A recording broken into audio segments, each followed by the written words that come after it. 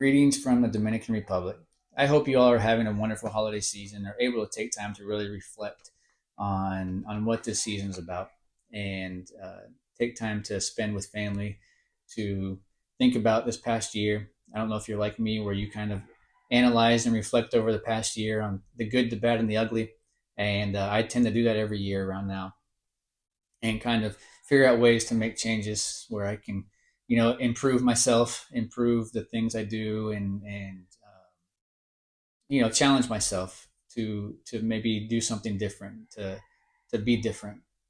And I'm sure a lot of you all kind of do that too. It's kind of the norm, isn't it? When you get to December, end of the year, going into New Year's, you're going to make changes. Things are going to be different. And I wanted to kind of share with you a little bit of a prompting, something that I've been thinking about, and I wanted to challenge you maybe through it.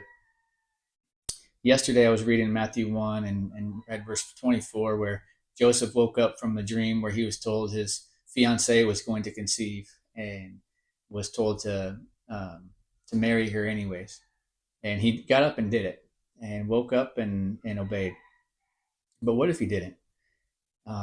What if he said no? That's too much. Think about whatever everything he had to be going through and thinking about during that time to know his fiance was going to conceive a child, and it was going to be the Son of God. And but how often are we faced with a prompt, or are we faced with something or a calling that we can't see the big picture, that we don't understand how it's going to play out, and it's just a little bit too uncomfortable. The change is too much. The change is too uncomfortable for us, and so we say no. Maybe if Joseph said no, not much changes. I don't know. I don't know how everything would have played out.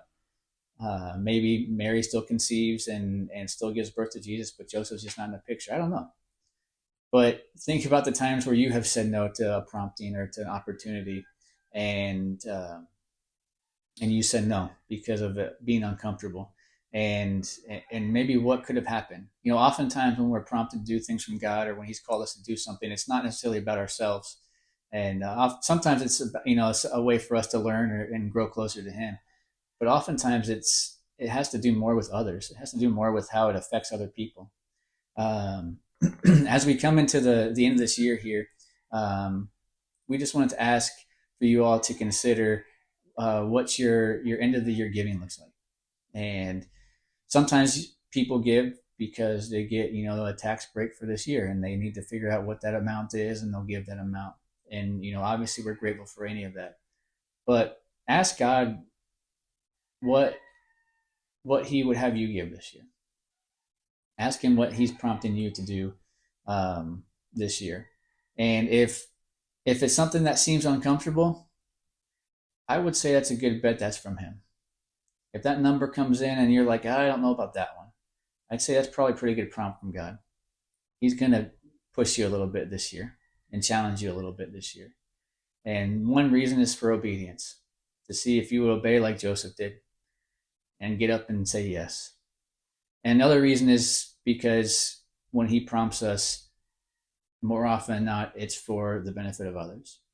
Now, I don't know 10 years ago if we would have said no to the calling and the prompting that He gave us to start Hope House. It was definitely a lot of thinking and processing, and definitely something that seemed to be above our capacity.